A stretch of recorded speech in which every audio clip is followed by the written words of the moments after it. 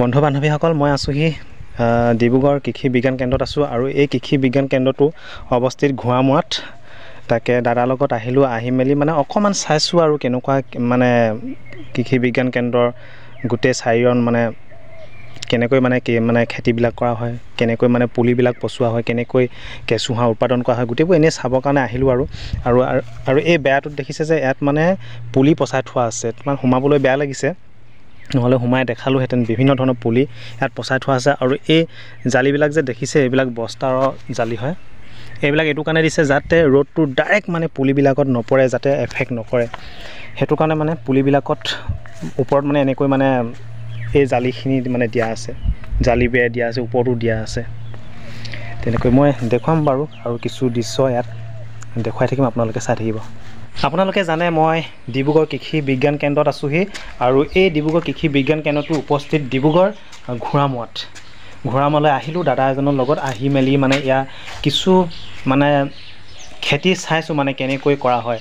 আৰু মই এতিয়া আপোনালোকক দেখুৱাম কেঁচুসাৰ কেনেকৈ মানে ইয়াতে মানে তৈয়াৰ কৰা হয়, কেনেকৈ মানে কৰিব পাৰি, গোটেইখিনি মানে ইয়াতে কৃষি বিজ্ঞান কেন্দ্ৰৰ মানে ইয়াৰ কৰ্মচাৰীসকলে ইয়াত ধুনীয়াকৈ তাৰমানে এক্সাম্পল হিচাপে থৈছে আৰু ইয়াতে মানে তেওঁলোকে মানে কৰে, মানে কেনেকৈ কেঁচুসাৰ তৈয়াৰ কৰে, গোটেই ছিষ্টেমটো মই আপোনালোকক দেখাবলৈ চেষ্টা কৰিম। চাওক, ইয়াত দেখিছে এইবিলাক মেটেকা হয়, জাবৰ জোঁথৰ মেটেকা, আৰু ইয়াতে মানে কেঁচু থাকে আৰু এনেকৈ মানে কেঁচুসাৰ তৈয়াৰ কৰা হয়। আৰু এইটো ধুনীয়াকৈ মানে পকাৰ বনাই দিছে, দেখিছে আপোনালোকে।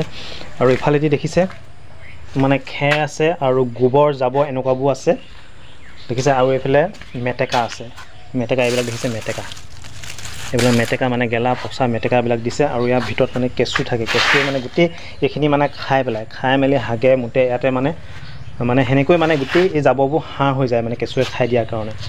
এনেকৈ মানে কেঁচুসাৰ তৈয়াৰ কৰা হয়। এইফালে দেখিছে জাবৰবিলাক, খেৰ জাবৰ এনেকৈ মানে এইবোৰ বন চন যি পাৰে মানে তেনেকৈ মানে ইয়াত দি দিয়া আছে, যাতে কেঁচুবিলাকৰ খাদ্যৰ কাৰণে মানে যাতে খাদ্য হয়, সেইটো কাৰণে এই জাবৰ জোঁথৰবিলাকে কেঁচুবিলাকৰ কাৰণে খাদ্য। দেখিছে কি ধুনীয়াকৈ দিছে। মই আপোনালোকক দেখুৱালোঁ কেঁচুসাৰ কেনেকৈ তৈয়াৰ কৰা হয়। প্ৰায় মানে ঘৰে ঘৰে ফুলৰ টাবত মানে সজাই থয় এই উদ্ভিদটো, চাওক হয়নে বাৰু?